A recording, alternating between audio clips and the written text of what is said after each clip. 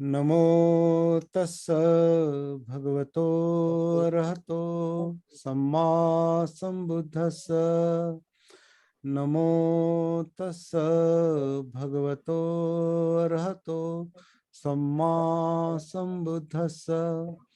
नमो तस्स भगवतो अरहतो सम्मा संबुद्धस्स।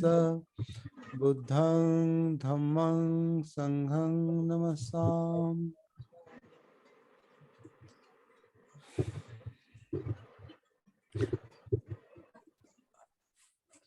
तो कल हमने देखा कि सती साधना एक सफर है, प्रवास।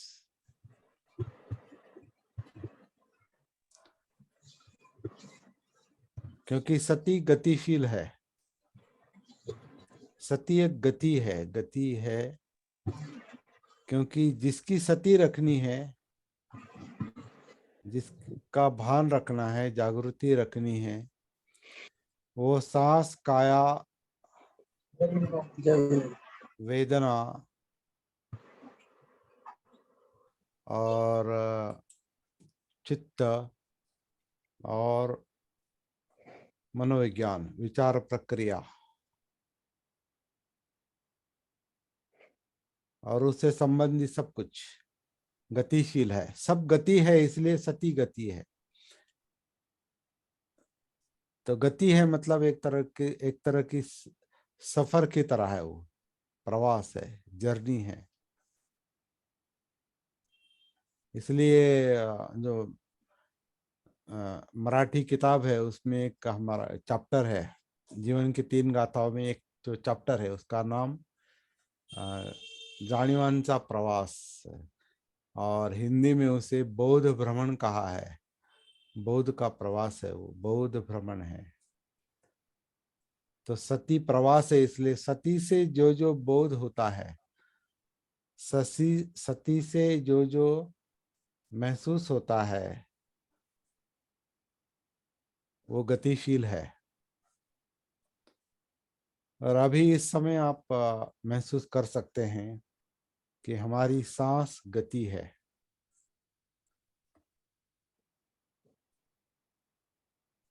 हमारी सांस हमारी सांस मतलब जो शरीर लेता है, छोड़ता है, वो पर्सनल बात नहीं है, वो अनात्म यानी नैसर्गिक है।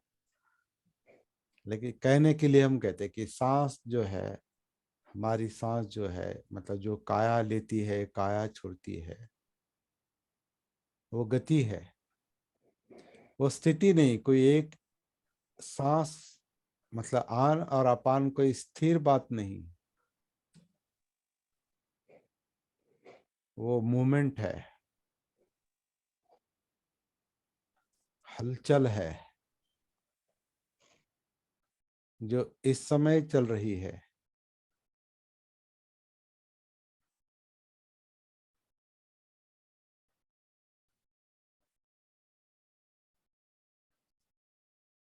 ये धड़, जिसमें ये पेट, छाती, पीठ और अंदर के सारे पुर्जे और एक्टिविटीज, ये जो धड़ है, जैसे ये पूरा धड़ अंदर से आन करता है, अपान करता है,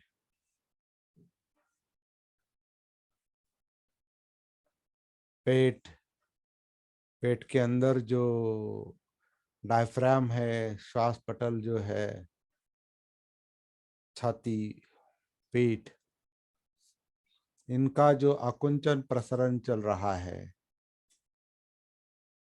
ऊपर नीचे, आगे पीछे, वो जिस गति में चल रहा है, मतलब जिस गति में आन और अपान चल रहा है, वो शांत हो या तेज हो, दीर्घ हो या ह्रस्व हो, बड़ा हो छोटा हो, सांस वैसा देखना है।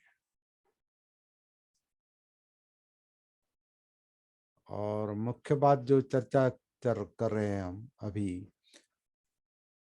कुछ भी स्थिर नहीं लग रहा है, सब गतिशील है, क्योंकि मूवमेंट है। जीवन का जिंदापन जो है वो एक मूवमेंट है, वो गति है। जीवन गति है, स्थिति नहीं। Life is not static, it is dynamic. वो स्थितिशील नहीं, स्थिर नहीं, स्थिति नहीं, गति है। सांस गति है, सांस लेने वाली काया भी गति है। काया में जो कुछ भी चल रहा है वो गति है। जैसे अभी हाथ भी हिल रहा है तो गति है। सांस चल रहा है, गति है। और इस काया के अंदर कई सारी गतिविधियां चल रही है। हार्ट की हो, डाइजेशन के हो, या तंत्रिका तंत्र, मतलब तंत्रिका तंत्र यानी नर्वस सिस्टम हो। ये सारी इस काया के अंदर चल रही गतिविधियां है। बहुत कुछ चल रहा है, लेकिन हम बहुत कुछ महसूस नहीं कर सकते, नहीं करते, क्योंकि हमारा अपने आप से कनेक्शन नहीं। जैसे अगर महसूस नहीं हो रहा मतलब कनेक्शन नहीं। समझ में नहीं आ रहा, जीवन मतलब जीवन के साथ कनेक्टिविटी नहीं। हमारी कनेक्टिविटी ज्यादा ऑब्जेक्टिव है, बाहर है। कुछ अंदर कनेक्ट होने का प्रयास होता है बीच बीच में, लेकिन ज्यादा बाहर होता है। इसलिए हम अपने आप को भूल जाते हैं। मतलब सती नहीं है, जागृति नहीं है। और ये सती जागृति इस गति में फिसल जाने का कारण यह है कि कई सारे विषय है, क्योंकि बहुत कुछ चल रहा है, कई सारे विषय हैं। तो और वो सब कम अधिक महसूस हो रहे हैं, लेकिन क्लियरली महसूस नहीं हो रहे। वो होने चाहिए, लेकिन होते नहीं, क्योंकि हमारा अपने आप से कांटेक्ट नहीं, कनेक्शन नहीं, क्योंकि आत्मभान नहीं, क्योंकि सती नहीं, जागृति नहीं। तो बुद्ध की जो मुख्य शिक्षा है वो सती जागृति की है। तो इस जीवन की जो गति है, अनेक गतियां हैं, गतिविधियां में अनेक गति है, अलग अलग। तो एक एक को महसूस करते करते हम अपने आप से, इस काया से, जीवन से जुड़ जाते हैं। लेकिन चार जो विषय है वो स्थूल है और मुख्य है, स्थूल रूप में मुख्य है। वो चार विषय जो है वो ये काया है, जिंदा काया। काया के अंदर फीलिंग्स है, यानी वेदनाएं हैं, महसूस करने का काम जो चल रहा है, मतलब अ, जिंदापन है। महसूस करना न करना, होना न होना, ये सती पर निर्भर है। लेकिन हमें महसूस हो या न हो, कुछ ना कुछ अंदर इस जिंदापन में, जीवन में कुछ ना कुछ चल रहा है।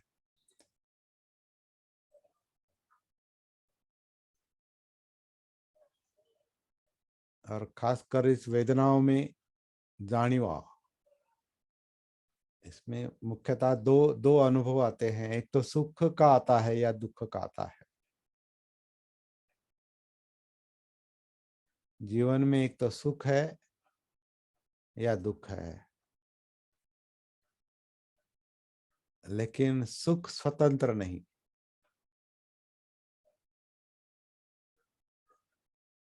थोड़ा दुख को भूल जाना या दुख महसूस ना होना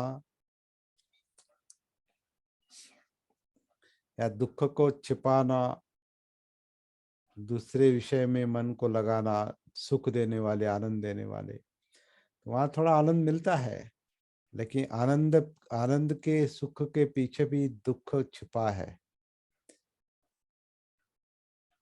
वो नहीं चाहिए, इसलिए सुख के पीछे मन भागता है।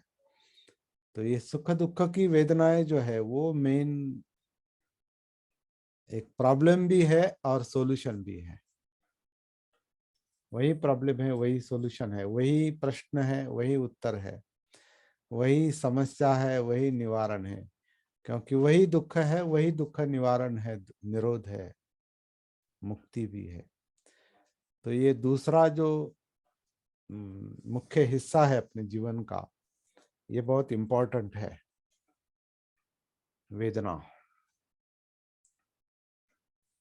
तो सती का एक विषय ये अंदर काया है, दूसरा विषय काया के अंदर की वेदना है, मतलब सुख दुख, और सुख दुख विरहित न्यूट्रल वेदना जो मोहावस्था है, मूर्छित अवस्था है, भ्रमित अवस्था है वो। और इस सुख दुख का कारण जो है वो चित्त है। चित्त चाहत है, चित्त चेतना है, जो चेतता है, प्रज्वलित करता है। चित्त अग्नि है। इस अग्नि के दो स्वरूप है मुख्यतः, तीन भी बताए जाते हैं। इस ये चित्त लोभ या राग के कारण प्रज्वलित होता है, या द्वेष के कारण प्रज्वलित होता है, और ये मोहावस्था में होता है, मतलब भ्रमित अवस्था में होता है, अविद्या में होता है।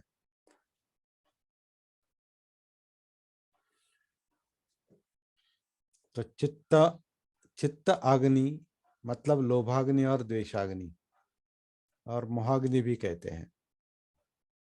लेकिन मोह की वजह से लोभ द्वेष है, कारण, अविद्या के कारण लोभ द्वेष है। तो मुख्य अग्नि मोहाग्नि है, उससे लोभ और द्वेष, चाहिए नहीं चाहिए, ऐसा चाहिए वैसा नहीं चाहिए, ये और चाहिए, अधिक चाहिए, बिल्कुल नहीं चाहिए, इसको और करके संभाल के रखो, उपादान करो, अंदर लो, अपना बनाओ। इससे आत्मभाव ज्यादा, मतलब अट्रैक्शन होता है। और द्वेष में नहीं चाहिए, हटाओ, खत्म करो, उद्ध्वस्त करो। तो लोभ और द्वेष, ये अग्नि जो है, यही ये सक्रिय करता है, इस काया को सक्रिय करता है, जीवन को सक्रिय करता है। तभी जीवन की भागदौड़ चल रही है। तो जो चाहिए वो अगर मिलता है तो सुख मिलता है, जो चाहिए वो नहीं मिलता है तो दुख होता है, जो नहीं चाहिए वही होता है तो दुख होता है, जो नहीं चाहिए वो थोड़ा होता है मन के मुताबिक, द्वेष के मुताबिक, नहीं चाहिए, नहीं मिलता है तो अच्छा है, मुझे नहीं चाहिए था, नहीं हुआ, अच्छा है, तो उससे भी थोड़ा सुख सुख मिलता है। मतलब चाहिए नहीं चाहिए, राग और द्वेष या लोभ और द्वेष, इन दोनों में सुख दुख छिपा है। और इसी के कारण मनोधम्म काम कर रहे हैं। तो चाहिए में नहीं चाहिए में क्या आता है? इंद्रियों के विषय।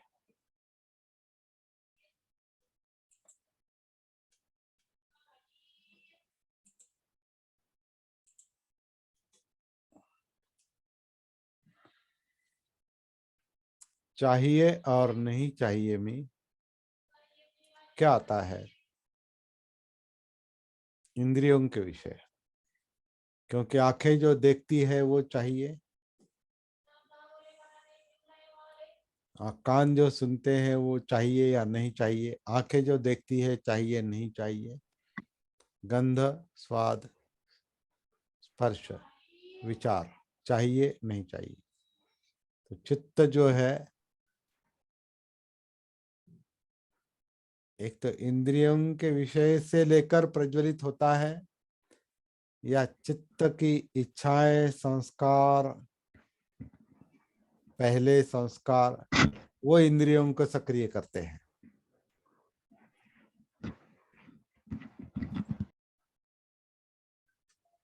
परस्परावलंबी है चित्त और मन। मन यानी मनोधम्म, और मनोधम्म मतलब मनोविज्ञान, और मनोविज्ञान मतलब ये पांच विज्ञान, आंख, कान, नाक, जीभ, त्वचा। तो ये मन, जब मन कहेंगे तो मनोधम्म, विचार, इंद्रिया सब आ गया उसमें। और चित्त जो है वो चाहत है, चाहिए नहीं चाहिए, लोभ द्वेष। तो ये परस्परावलंबी है, म्यूचुअली डिपेंडेंट, एक दूसरे पर निर्भर है, और वही सक्रिय करते हैं जीवन को, वो चित्त ज्यादातर।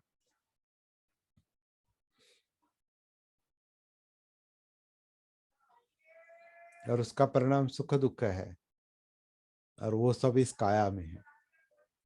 तो ये सारी गतियां हैं, गतिविधियां, ये जो चार मुख्य स्तर है, काया, वेदना, चित्त, मनोधम्म,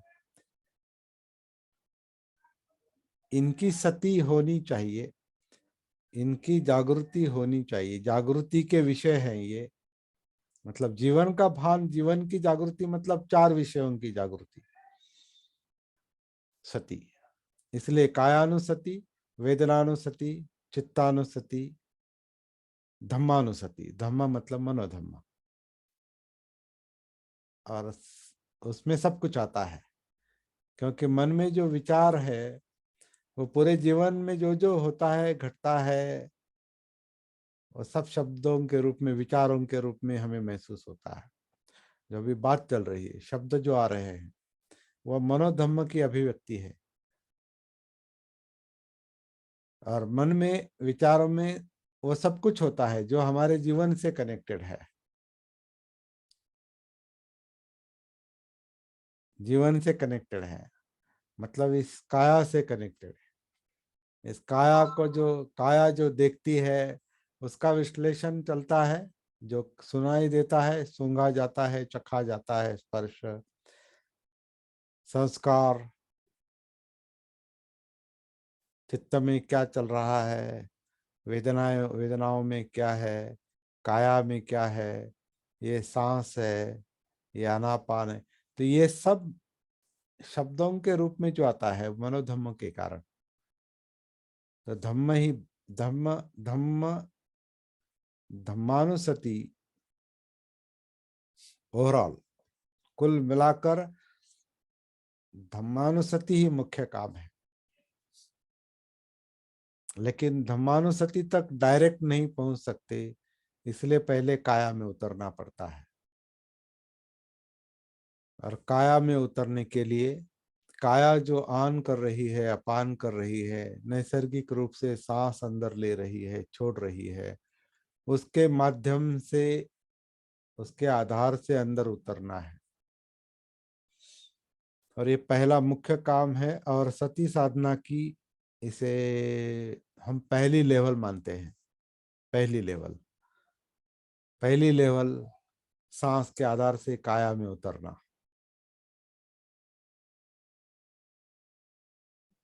फिर अगला काम काया, वेदना, चित्त, मनोधम्म, ये सती पट्ठान। तो आनापान सती के आधार से सती पट्ठान में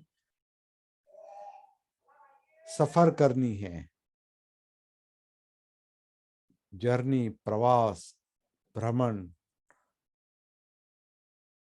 और वो स्थितिशील नहीं, वो गतिशील है, जो हमारा मुख्य मुद्दा चल रहा है। तो ये सती साधना एक सफर है, और इस सफर, ये सफर मतलब गति, गतिशील है, गतिशीलता है। इसलिए सती भी गतिशील है, क्योंकि सांस गतिशील है, काया गतिशील है, वेदना गतिशील है, चित्त गतिशील है, धम्म गतिशील है।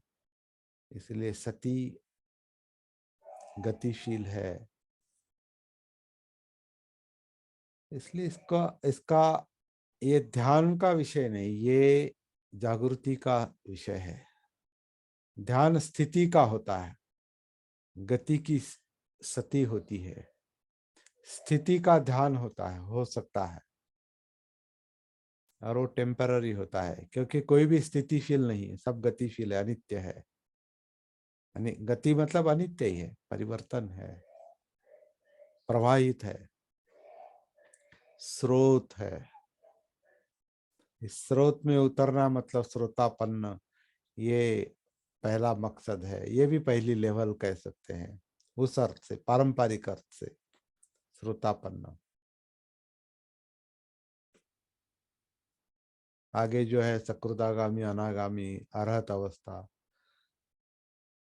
वो वो इंटरप्रिटेशन हम कभी बाद में करेंगे,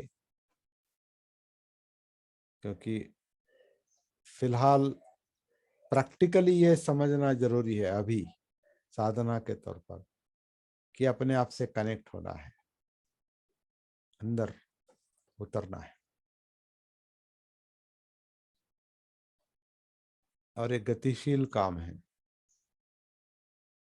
और ये गति निरंतर चल रही है, अभी चल रही है। सांस की गति, काया की गति, वेदनाओं की गति, चित्त की गति, विचार प्रक्रियाओं की, मनोधर्मों की गति।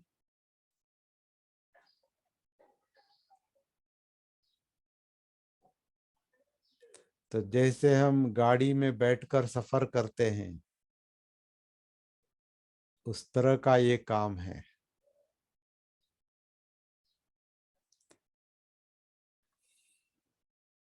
क्योंकि ये जीवन गाड़ी की तरह चल रहा है, इसलिए जीवन प्रवास कहते हैं।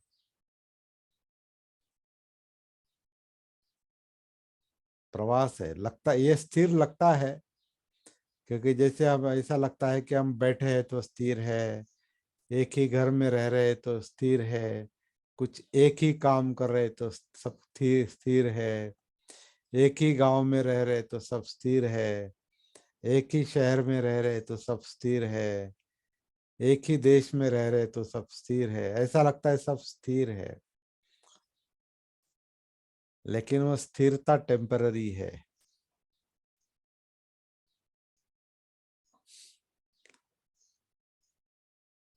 अब यहाँ तो कल वहां, अब ऐसा तो बाद में वैसा। तो स्थिर स्थितिशील कुछ नहीं। जन्म लिया, युवा हो गए, बूढ़े हो गए, चल बसे, स्थिर कुछ नहीं। पहले बाल काले थे अब सफेद है, स्थिर कुछ नहीं। पहले चेहरा प्लेन था अब झुर्रियां है, स्थिर कुछ नहीं। पहले अच्छा दिखाई देता है अब ठीक से दिखाई नहीं देता, चश्मा लगाना पड़ता है, कुछ स्थिर नहीं। पहले अच्छा सुनाई देता था, अब ठीक से नहीं सुनाई देता है, कुछ स्थिर नहीं।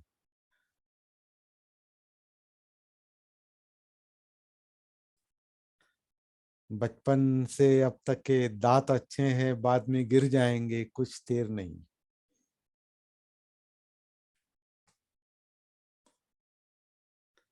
कल इस कल कल तक इस शरीर में, इस जीवन में शक्ति थी, अब थोड़ी थकावट महसूस होती है, ठीक से चलना नहीं होता, कुछ स्थिर नहीं है। तो स्थिर कुछ नहीं है, ये भ्रम है, सब स्थिर है। ये भ्रम इसलिए है क्योंकि सती नहीं, अपने आप से कनेक्शन नहीं, जागृति नहीं, इसलिए सब स्थिर लगता है, वो भ्रम है। अविद्या है, नॉट नोइंग, जानते नहीं, अबोध अवस्था, अविद्या। तो ये जानते हैं तो सत्य प्रकट होता है, ये जानते हैं तो सत्य प्रकट होता है, और जब सत्य प्रकट होता है तो बाद में एक ही काम रहता है, उसे स्वीकार करो, दैट्स ऑल। उसे स्वीकार करो।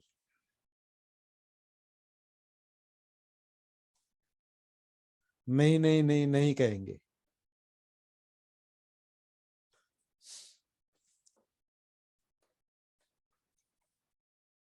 वो एक छोटा वीडियो वायरल किया है ना, वो एक कवि का, वो उसमें बहुत अच्छी कविता है, और फेमस फेमस गाना है वो। संतोष आनंद। उस गाने की कड़ी जो है वो उस मूल गाने में नहीं है, शोर का गाना है, शोर पिक्चर का।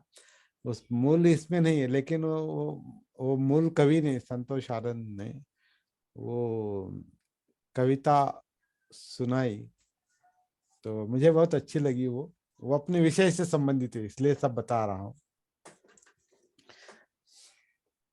क्या क्या कहते हो? जो बीत गया वो अब दौर न आएगा, इस दिल में सिवा तेरे, मतलब संस्कार, इस दिल में सिवा तेरे और कुछ न आएगा। और बाद में वो कवि रोता है कि घर फूंक दिया हमने, अब राख उठानी है, जिंदगी और कुछ नहीं, तेरी मेरी कहानी है। तो यहाँ कवि कवि का परसेप्शन जो है, गीतकार का, वो बहुत अच्छा है, लेकिन बाद में वो रोता है। क्यों रोता है? क्योंकि वो समझ में आता है लेकिन स्वीकार नहीं करता। तो कहता है घर फूंक दिया हमने। तो यहाँ तक ठीक है। अब क्योंकि बूढ़ा हो गया वो, अभी वो कवि अभी है क्या नहीं मुझे नहीं पता, लेकिन वो गीतकार कवि बूढ़ा हो गया और कहता है घर फूंक दिया हमने, सब अभी चल, सब गुजर चुका, बीत गया वो, घर फूंक दिया, लेकिन रोता है अब राख उठानी है। क्यों राख उठानी है? छोड़ दो उसे। तो राख के साथ मैं, मेरा भाव है, आत्म भाव है, तभी रोना आता है। तो रोना क्यों है? स्वीकार नहीं करता। तो आधी समझ, आधा ज्ञान, आधी प्रज्ञा किसी काम की नहीं। तो बहुत सारे लोगों को, मतलब हर मनुष्य के पास समझ नाम की चीज है। समझता है। मनुष्य का नाम ही समझदारी है, मुझे लगता है, क्योंकि वो समझता है, मनुष्य समझता है, लेकिन अधूरा समझता है। थोड़ा समझता है, आधा समझता है, या थ्री फोर्थ, तीसरा हिस्सा समझता है, लेकिन चौथा नहीं समझता। छोड़ना है, तो ये अनात्म है, ये अनात्म है। और उपेक्षा है। उपेक्षा बहुत कठिन है, और हम अपनी सती साधना में पहले से ही उपेक्षा का अभ्यास करते हैं। हमारे उपेक्षा कहाँ है? कि ये सांस मैं नहीं लेता, मैं नहीं छोड़ता, नैसर्गिक रूप से सांस शरीर लेता है, जीवन लेता है, जीवन छोड़ता है। इसमें मैं मेरे का कोई काम नहीं है, क्योंकि मैं नहीं लेता, मेरे हाथ में नहीं है सांस। अभी मैं चाहूंगा कि सांस को बंद करो तो मर जाएंगे, और मरना भी नहीं है। तो हाथ में नहीं, हाथ में तो, हाथ में नहीं तो इसके साथ जो, जीवन के साथ जो तादात्म्य है, पकड़ना है, तादात्म्य, इसके विरुद्ध अनात्म है। तादात्म्य मतलब पकड़ना, ये आत्म, ये मैं हूं। तादात्म्य के विरुद्ध अनात्म है, अनात्मता है। अनात्म यानी छोड़ना है, तादात्म्य यानी उपादान है, पकड़ना है। इसलिए समाधि के बाद उपेक्षा है, अनात्म है। क्योंकि समाधि में भी अगर पकड़ है तो बहुत सारे साधु संत सन्यासी प्राप्ति करने वाले बहुत सारे लोग हैं। कई संतों को भी प्राप्ति हो गई, समाधि मिल गई, लेकिन समाधि में अटक गए क्योंकि मेरी समाधि। तो उसके साथ तादात्म्य हो गया, आत्मभाव हो गया, अनात्म नहीं समझ सके। ये बुद्ध का अनुसंधान है।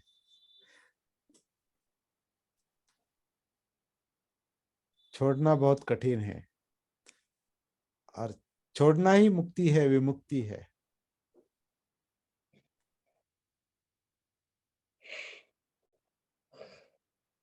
ये बहुत वैसे सरल काम है, लेकिन मन गुत्थी है, चित्त गुत्थी है, वेदनाएं गुत्थी है, काया गुत्थी है, जीवन गुत्थी है।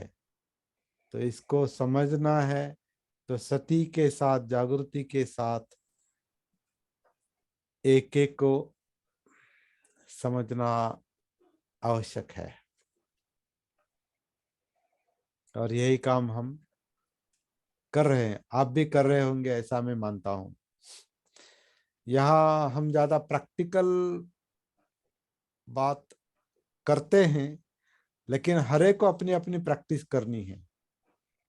मतलब सिंपल बात है कि सांस कैसे लेता है शरीर, काया कैसे आन करती है, अपान करती है, ये यहाँ बताना मुश्किल है। आपको स्वयं ढूंढना पड़ेगा। हर एक को अपनी अपनी अपने अंदर झांक कर ये देखना पड़ेगा कि सांस कैसे लिया जाता है शरीर से, कैसे आन होता है शरीर द्वारा, कैसे अपान होता है शरीर द्वारा। मतलब ये जीवन आन करता है, अपान करता है, तभी हम जिंदा है। तो क्या हो रहा है, उसके आधार से जीवन के साथ जुड़ जाना है। मतलब काया के साथ जुड़ जाना है, जिंदा काया के साथ। फिर धम्म तक पहुंचा जा सकता है। और धम्मं कायेन पश्यति होता है। धम्म काया से, अंदर का जो कुछ है वो सब काया से महसूस होगा, सती के आधार से, जागृति के आधार से।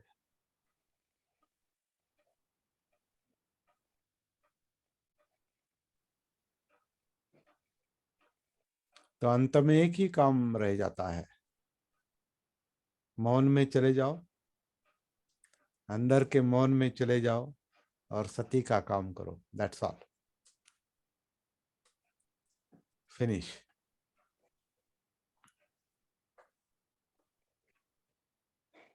आज के लिए इतना काफी है।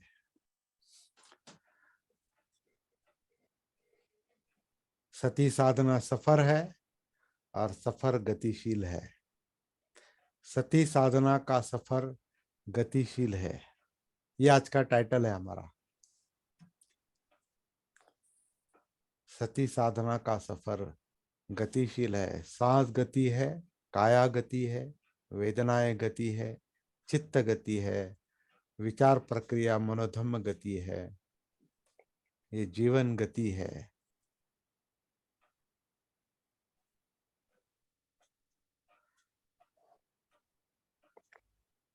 हर जीवन चलने का नाम। चलते रहो सुबह शाम। हाँ?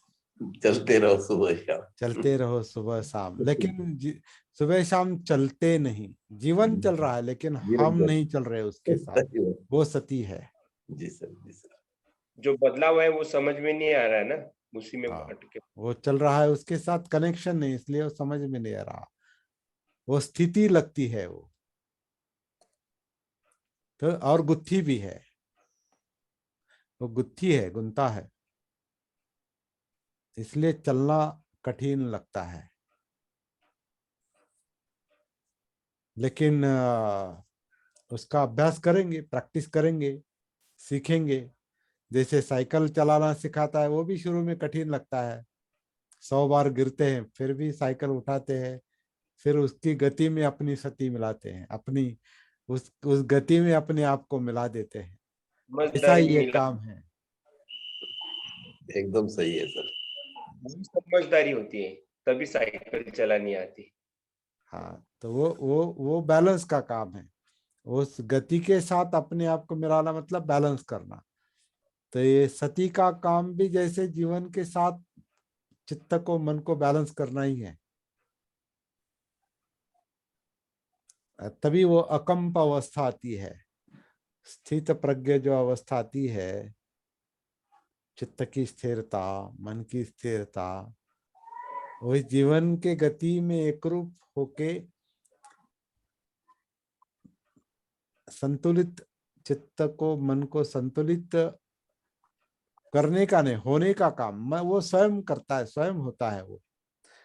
जैसे साइकिल हम चलाते हैं, वो कोई विचार करके साइकिल चलाते हैं क्या? नहीं, मुझे अभी बैलेंस करना है, बैलेंस करना है, वो हो जाता है। ऐसा थोड़ा विचार मन में रहता है साइकिल चलानी में मतलब मुझे बैलेंस करना है, बैलेंस कर। वो साइकिल के गति के साथ अपने आप को मिलाओ, गिरो, 1 बार गिरो, 2 बार गिरो, 10 बार गिरो, 100 बार गिरो, फिर से साइकिल उठाओ, चोटें लगेगी, सब कुछ होगा, आप फिर से साइकिल उठाओ, चलो। फिर पैडल पर 1 बार शुरू में चलता है, जब छोटे थे हम तो पैडल पर एक पाँव रख के चलते हैं, फिर थोड़ी गति मिलती है, फिर दूसरा पाँव अंदर डालते हैं, फिर थोड़ा अंदर ही अंदर चलाते हैं, फिर थोड़ा उसके नली पर पाँव रखते हैं, फिर सीट पर बैठते हैं, बहुत बार गिरते कैची हैं। कैची चलाते हैं सर, कैची बोलते हैं। हाँ, कैची जो कैची, अंदर हाँ पाव कैची, डालते हैं, वही को कैची। कैची डाल, अंदर कैची डाल। हाँ, और फिर वो गति के, साइकिल के गति के साथ हमारी गति मिल गई, बैलेंस मिल गया, फिर तेजी से तेजी से चलाते हैं। सर बहुत आनंद आया था जब मुझे पहली बार पहली चलाया बार था। साइकिल बहुत आनंद मिलता है वो, जब साइकिल सबको बताया चलानी था आती है मुझे तो बहुत साइकिल आ आनंद रही मिलता है, हम भूल गए वो। वैसे ही जब सती समझ में आती है तो बहुत आनंद मिलता है, लेवल क्योंकि सती से धम्म विजय होता है, धम्म से वीर्य और प्रीति मिलती है, आनंद मिलता है, सप्त बुद्ध्यांग। अविद्या सर समझ वो में दिल में रहा नहीं जाता, वो दिल में रहा नहीं जाता। बोलते हैं हम एक दूसरे को, मुझे बहुत अच्छा आ रहा है, मुझे चलाना आ रहा है, मुझे साइकिल बहुत अच्छी आ रही है। हाँ हाँ हाँ एक उत्स्फूर्त ये रहती है हाँ वो हाँ। भावना। तो वो करते, साधना उसी का नाम है ना, वो करते रहना, जब तक वो होता नहीं, करना है, करना है, करना है, एक दिन हो कुआं जाता है। खोदने जैसा है बोलते हैं, मैं कहीं पढ़ा था। झरना जब तक नहीं लगता तब तक कुआं खोदना पड़ता है, ऐसा भी कहीं से ये भी मिसाल के तौर पे बताया है। वो पानी भी लगेगा वो अपने आप अच्छा। उसकी। लेकिन बैलेंस का मुद्दा बहुत अच्छा है। हाँ, बैलेंस बैलेंस, वो साइकिल का उदाहरण बड़ा अच्छा। साइकिल से हम मोटरसाइकिल पर आते हैं, motor motor motor cycle, motorcycle की मोटर, वो मोटरसाइकिल को भगाती है और हम उसके साथ अपनी गति मिलाते हैं, मतलब बैलेंस करते हैं। और वो 50, 60, 70, 80, 90, 100 के गति में भी चलाते हैं वो। यस। और रेसर तो उससे भी ज्यादा भगाता है। फिर 4 व्हीलर आती है आगे। 4 व्हीलर को भी मुझे लगता है 4 व्हीलर से ज्यादा ये 2 व्हीलर ज्यादा ये मतलब कठिन काम है। क्योंकि फोर व्हीलर को बैलेंस रहता है, चार उसको वहां आपको बैलेंस नहीं करना पड़ता, वहां केवल ड्राइविंग सीखनी पड़ती है। टू व्हीलर से ज्यादा, फोर व्हीलर से ज्यादा टू व्हीलर का काम और तेजी से चलाना, इसलिए Yes. रेसर को देखकर बहुत एनर्जी मिलती है ना, वो देखकर कि कैसे कैसे वो कितना मतलब घुटनों पर आता है वो, जब गाड़ी ऐसे टर्न करता है तो घुटनों घुटनों को भी मेरे ख्याल से व्हील लगाया होता है उसके। हाँ, हाँ, तो ऐसे इतना इतना वो टेढ़ा हो जाता है। जी जी तो मोटरसाइकिल के दो पहिए और इसका घुटना, जैसे तीनों पर वो हाँ, टर्न करता है मोटरसाइकिल को, तो जमीन को टेकते हुए भी देखा हमने उसको। जमीन को टेकते हुए भी, हाँ वो ये करता है, टर्न करता है गाड़ी। सही में बहुत ही तो मेन बात जो है वो बैलेंस कर सकता है, जी जी बैलेंस। बैलेंस हो गया है। वैसे ही सती का काम है, इस जीवन के गति में सती मिला के एक रूप होना है, वही समाधि है। जी सर। लेकिन समाधि जब साधती है तो उसमें अनात्म के साथ और उपेक्षा के साथ रहना है, ये सबसे कठिन काम है बाद में। क्योंकि साइकिल आती है तो भी अहंकार निर्माण होता है ना। किसी बच्चे को जब साइकिल आती है तो दूसरे बच्चों के साथ वो स्पर्धा करता है, होड़ करता है। तुझे आती है क्या साइकिल? नहीं आती है, तो एक मुझे आती है, मेरे पास साइकिल है, मैं साइकिल चला सकता हूँ। तेरे पास तो साइकिल भी, तू साइकिल भी नहीं चला सकता और साइकिल। तो जो होता है, जो आता है, वो ईगो बनता है, अहंकार बनता है। तो यहाँ भी जब समाधि मिलती है, कुछ मिलता है, और मिलेगा, हर एक को मिलेगा। सती साधना से हम समाधि तक जाएंगे गारंटी के साथ। ये बुद्ध का आशावाद है, बुद्ध का वो संदेश है। हर एक में बुद्धत्व है, हर एक के पास है। कोई सती कोई बाहर से लाने की बात नहीं है ना, सती यहीं पर है और उसका विकसित स्वरूप भी यहीं पर है। लेकिन वो बुद्धं शरणं होना चाहिए, जागृति के शरण आना चाहिए।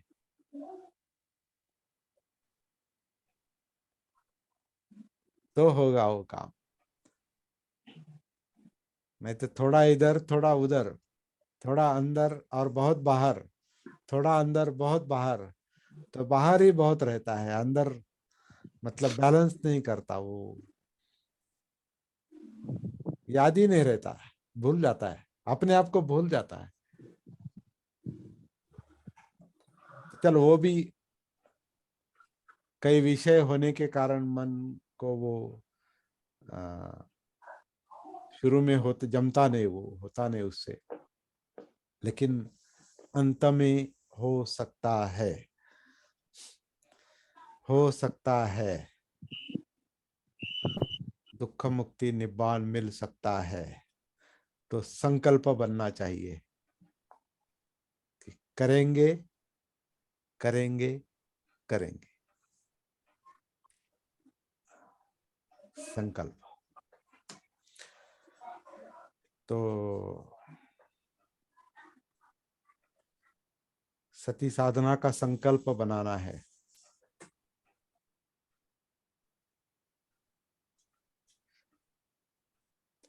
तो ये भी टाइटल हो सकता है आज का।